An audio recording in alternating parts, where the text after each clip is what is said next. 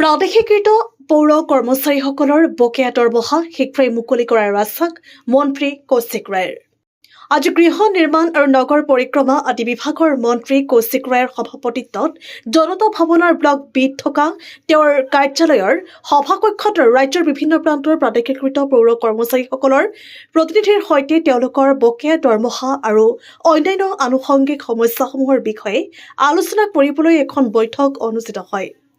বৈঠকত প্ৰতিনিধিসকলে মন্ত্ৰীগৰাকীক তেওঁলোকৰ বকেয়া দৰমহাৰ বিষয়টো অৱগত কৰাৰ লগতে দৰমহাৰ প্ৰদানত হোৱা বিলম্বৰ ফলত কৰ্মচাৰীসকলে সন্মুখীন হোৱা বিভিন্ন অসুবিধাৰ বিষয়ে অৱগত কৰে। লগতে নিয়মীয়া দৰমহা প্ৰদান আৰু বিতৰণৰ সৈতে জড়িত বিভিন্ন সমস্যাও প্ৰতিনিধিসকলে মন্ত্ৰীগৰাকীৰ সন্মুখত দাঙি ধৰে।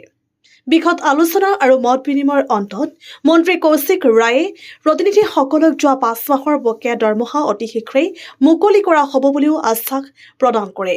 লগতে কোনো ধৰণৰ বিলম্ব নকৰাকৈ নিয়মীয়া দৰমহা মুকলি কৰাৰ বাবে প্ৰয়োজনীয় পদক্ষেপ গ্ৰহণ কৰা হ'ব বুলিও আশ্বাস প্ৰদান কৰে।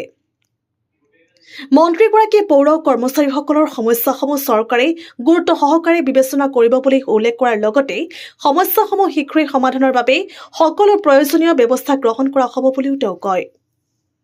বৈঠকত গৃহ নিৰ্মাণ আৰু নগৰ পৰিক্ৰমা বিভাগৰ সচিব তথা পৌৰ প্ৰশাসনৰ ভাৰপ্ৰাপ্ত সঞ্চালক টংকেশ্বৰ দাসৰ লগতে অন্যান্য বিষয়াসকলো উপস্থিত থাকে।